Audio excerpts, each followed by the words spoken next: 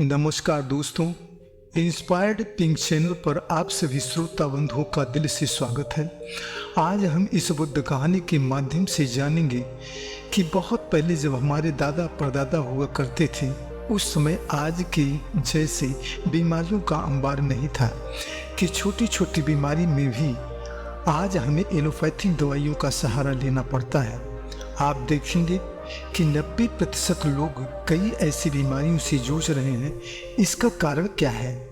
पहले के लोगों की जीवन शैली बहुत ही प्राकृतिक थी। उनका खान पान, रहन सहन सब इतना शुद्ध, सरल और साफ था, प्रकृति के अनुकूल था। लोगों को यदि कोई बीमारी लग भी जाती थी तो वही आयुर्वेदिक पद्धति, पेड़ पौधों के रस से अपनी बीमारी को ठीक कर देते थे। आज के लोग दुनिया भर की उल्टी सीधी चीज़ें खा रहे हैं जो हमारी शरीर और हमारे पाचक अंगों के अनुकूल ही नहीं है। डिब्बाबंद चीज़ें, मैदे से बनी चीज़ें, तेल मिर्च मसाले से जो कि स्वास्थ्य के लिए बहुत ही नुकसान करते हैं। इन सब चीज़ों के खाने से पहला नुकसान हमारे पाचक अंगों का होता है। ये चीज़ें इतनी भारी होती हैं कि इनको हमारे पाचक अंग इतना आसानी से पचा ही नहीं पाते और लोग भूख को रोक नहीं पाते, खाए पर खाए जाते हैं। शरीर से मिनाक का काम नहीं करते, टॉक्सिन बनकर धीरे धीरे हमारे खून में मिलने लग जाता है, फिर वही हमारी बीमारियों का कारण बनने लग जाता है।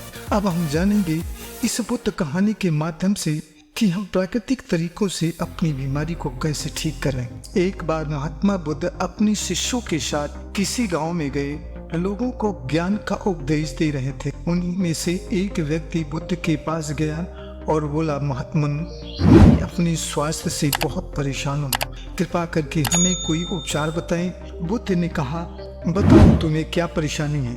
युवक ने कहा, गुरुदेव, मेरे शरीर में खाया पिया कुछ लगता नहीं है, सदियों में थका थका सा महसूस करता हूँ, सुबह सुबह मेरा मल भी साफ से नहीं होता है।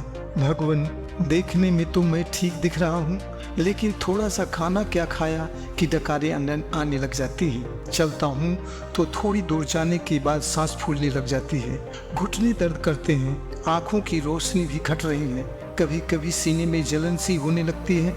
मैं बहुत परेशान हूँ और जितनी भी बड़ी बड़ी दवाइयाँ खाता हूँ, कुछ दिन तो ठीक चलेगा, लेकिन कुछ दिन के बाद वे दवाइयाँ भी बेअसर हो जाती हैं। गुरुदेव, कृपा करके मेरे इस बीमारी का कोई उपाय बताएं। मुझे ऐसा कोई उपाय बताएं ताकि मैं हमेशा के लिए ठीक हो जाऊं। महात्मा ने कहा, देखो, तुम पूरी तरह ठीक हो जाओगे, लेकिन उसके लिए तुम्हें थोड़ा संयम, धैर्य और परहेज से रहना पड़ेगा, क्योंकि बिना धैर्य रखे, बिना परहेज किए आप इस बीमारी से मुक्ति नहीं पा सकते और तुम्हें खुद पर विश्वास होना चाहिए।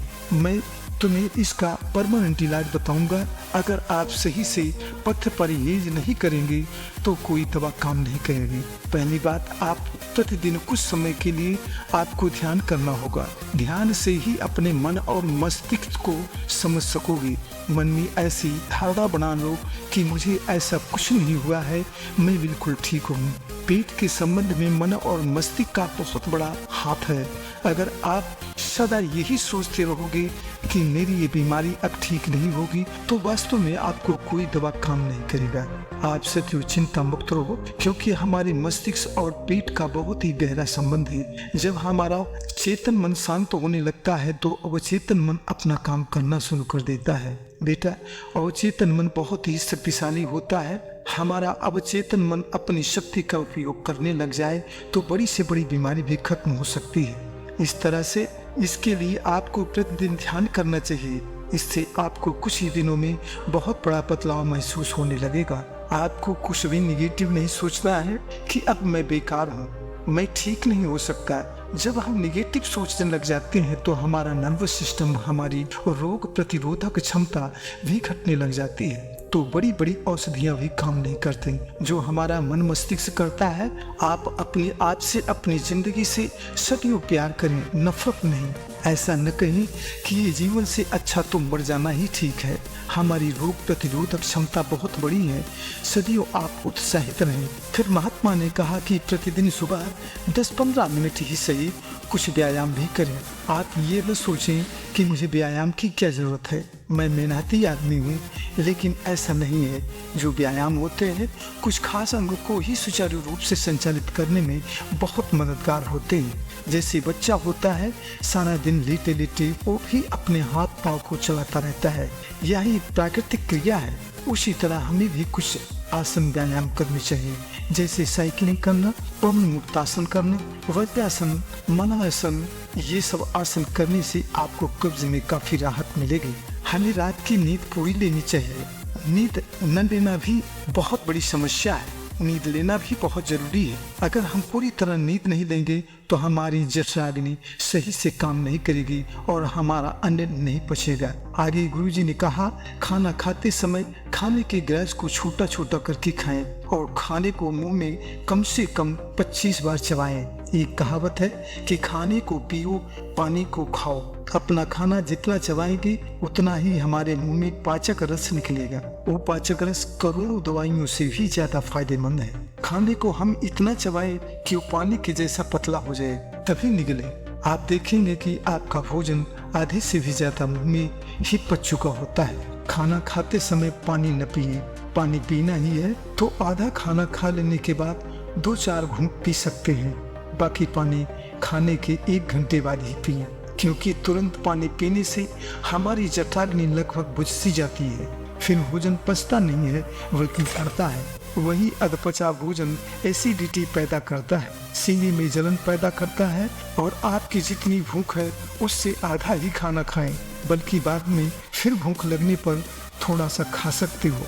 लेकिन ध्यान देने की बात यह कि शाम का भोजन बिल्कुल कम करना चाहिए और 8 बजे तक खाना खा लेनी चाहिए और 9 बजे तक सो जाना चाहिए। शाम का खाना खाने के बाद आपको कुछ देर, कम से कम 10 मिनट लेटना नहीं है बल्कि कुछ टहलना भी है। सुबह आप उठते ही 2 गिलास गुनगुना पानी पीकर फिर थोड़ा सा टहलें, उसके बाद फ्रेश होने को चले जाएं। फिर आप देखेंगे कि आपकी दिनचर्या में बदलाव होने लगा है। बस आपको संयम और धैर्य रखना बहुत जरूरी है। महात्मा ने कहा, अगर आप चित्त और मन को अपनी बीमारी को ठीक करने में लगाएंगे तो आपको अभूतपूर्व परिणाम देखने को मिलेगा। हमारे शरीर और मस्तिष्क में अपार शक्ति है, बस हमें उस शक्ति को उपयोग करना आना चाहिए। सोते समय किसी भी बात की परवाह किए बिना पूरी नींद लेना बहुत जरूरी है। शाम को सोते समय 1 गिलास पानी में 2 चम्मच त्रिफला चूर्ण भिगो दें। सुबह छान कर पी लें, क्योंकि त्रिफला चूर्ण फल है जिसमें 3 दोषों को, वात दोष, कफ दोष, पित्त दोष, 3 दोषों को संतुलित करने की अद्भुत क्षमता होती है। क्योंकि कोई भी बीमारी इन्हीं 3 दोषों के बिगाड़ के कारण से ही होता है। महात्मा जी कहते हैं, बेटा, बीमारियों की जड़ हमारा आहार विहार है। इसलिए जैसे कब्ज की बीमारी में हमें दही, चावल, उड़द, भारी एवं गरिष्ठ भोजन नहीं करना है। दिन में खाने के 2 घंटे बाद खूब जितना पी सको पानी जरूर से जरूर पियो। 80% बीमारी तो पानी की कमी की वजह से ही होती है। तेल, मिर्च, मसाले व अन्य मादक पदार्थ का सेवन बिल्कुल भी न करें। बेटा, हमारे शरीर व मस्तिष्क में अपार शक्ति है। ये अपनी बीमारी को खुद ठीक करने की शक्ति रखते हैं, लेकिन हमने अपने मन मस्तिष्क को सही से उपयोग करना ही नहीं जाना और आज के आधुनिक युग में उस आयुर्वेद जैसी प्राकृतिक पद्धति को छुपा दिया गया है, यह कहकर कि ये काम नहीं करती है। साइंस भी कहती है, अगर आपकी इम्यूनिटी पावर खत्म तो सब कुछ खत्म है। शरीर की प्रतिरोधक क्षमता क्या है? मन और मस्तिष्क की शक्ति ही होती है। इसी के ताकत से हमारे महापुरुषों, साधु महात्माओं ने भी अपनी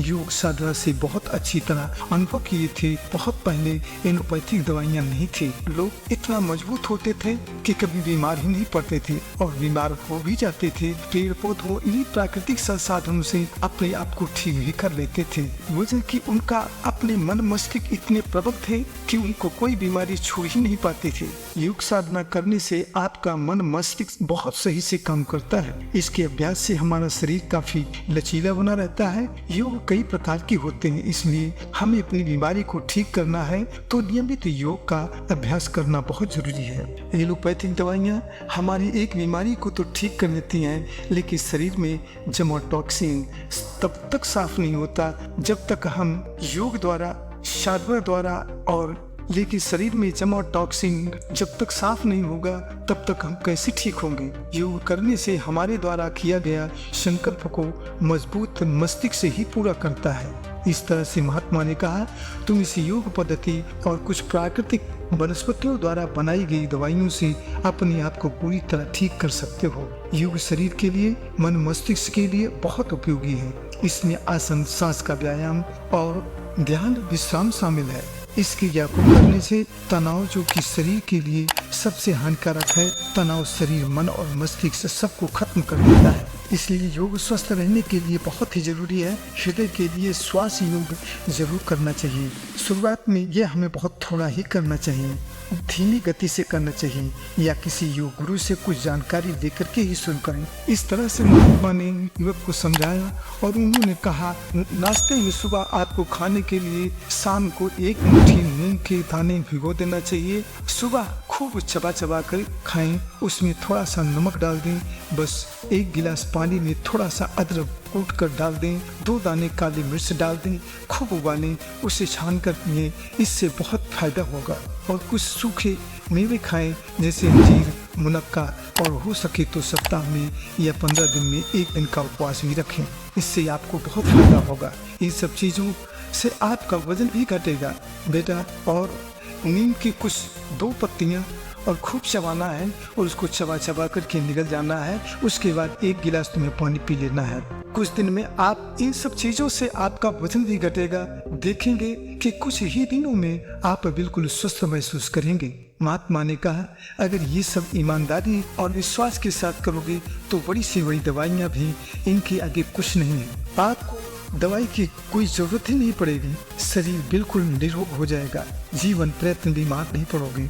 इतना कर करके गुरु ने कहा कि पूरी लगन और विश्वास के साथ इन सबको करो, आप बिल्कुल एकदम स्वस्थ हो जाओगे और जीवन प्रयत्न कभी भी बीमार नहीं पड़ोगे। दोस्तों, अगर कहानी अच्छी लगी हो तो प्लीज चैनल को सब्सक्राइब करना न भूलना। आपके कमेंट का हमें इंतजार रहेगा।